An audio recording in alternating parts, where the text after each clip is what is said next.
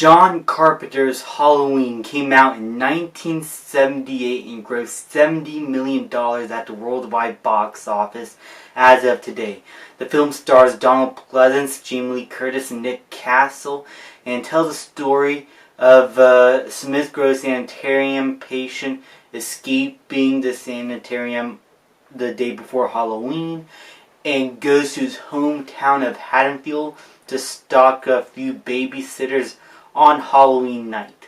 This is a very simple story, and it is one of the cheapest horror films that I could think of right now.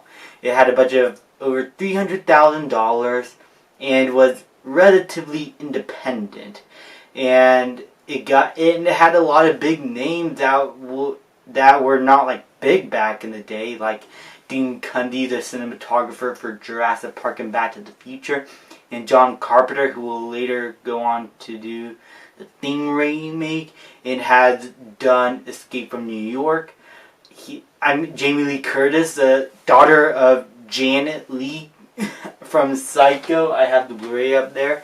This was a project done by nobodies back then, and this was everybody's big break. And Halloween today has become one of the most recognizable horror films that I could think of back in the day that started the boom of slashers and the popularity of horror of its time. And I mean, you had Psycho back then, you had films like The Cabinet of Dr. Caligari. Halloween started the slasher boom here. I mean, sure, you could say that Texas Chainsaw Massacre probably started first because that came before, but even though that is still a popular franchise still, it never came close to what Halloween did.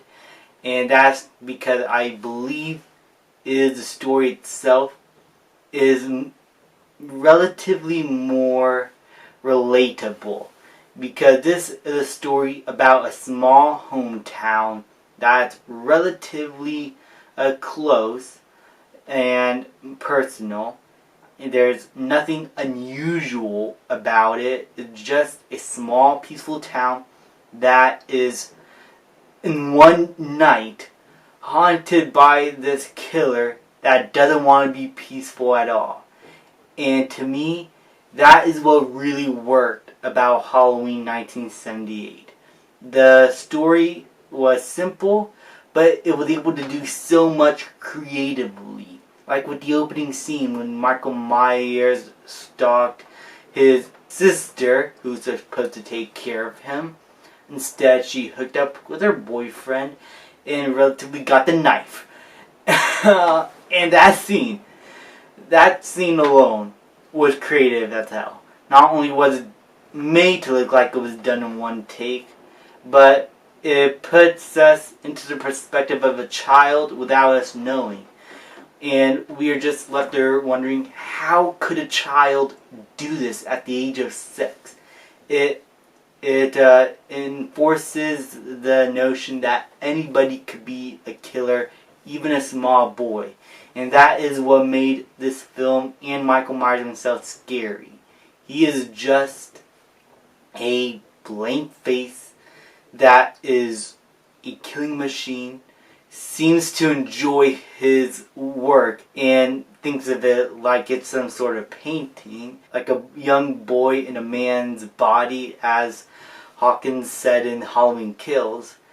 This film was relatively creative in everything it set out to do. The directing by John Carpenter was amazing.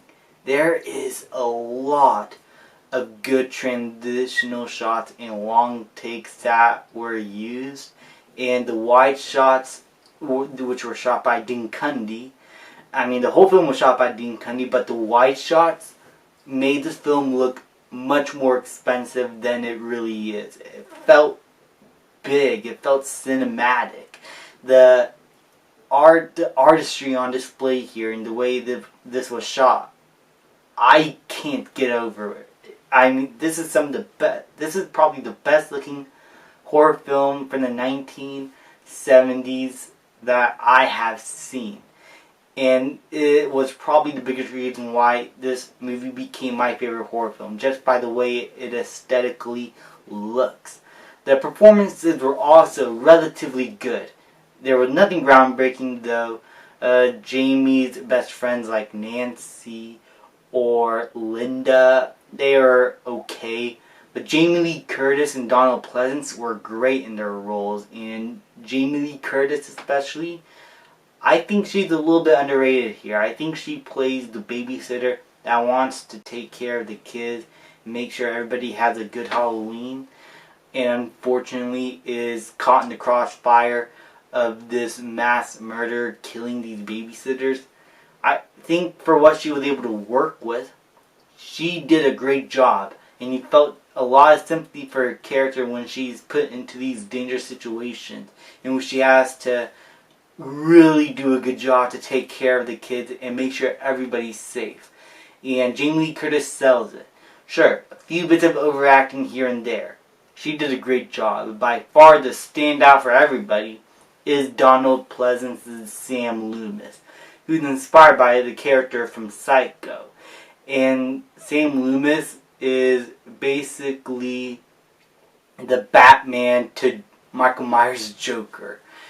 You can't have one without the other. I know the newer films unfortunately had to go without him, but honestly it's never been the same since Donald Pleasance left and has died. Donald Pleasance in this series gave so much personality with his character Sam Loomis. He was basically the exposition dump though, but he was a very entertaining exposition dump. And his speech about Michael Myers having the blackest eyes and how he spent 6 years trying to reach out to him and then another 7 trying to keep him locked up. I thought that was handled perfectly. And with just one take, you could tell everything you need to know about these two characters, Michael Myers and Sam Loomis, their relationship with one another, and the history with them.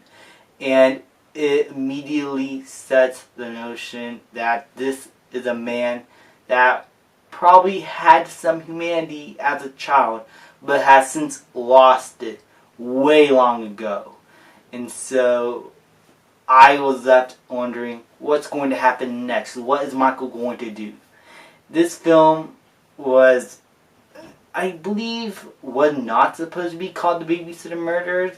I heard in a documentary, but a lot of people say that it was originally supposed to be called The Babysitter Murders. And you can kind of tell that because of the story of the film. And I guess they wanted to do Halloween because there had never been a movie called Halloween that was set in the holiday. So they took the opportunity, and if that is the true story, then that was perfect. Overall, Halloween was a very well directed film, very well shot. The story, while simple, is still effective. Michael Myers is still scary. The performances were great. Apart from a few bits of overacting here and there, and maybe a few bits of audio quality errors, this is still my favorite horror film of all time. And for that reason, I'm going to give Halloween 1978 an A+. If you have not watched this film, I highly recommend it. This is a great film, especially to watch during the season of Halloween. Thank you guys so much for watching. Thank you for watching these movie reviews of horror films and other Halloween-esque type movies this month. Sorry I haven't been able to do as much as I used to, but I hope I was able to have you all entertained with a few other extra stuff here and there. So, happy Halloween, everybody.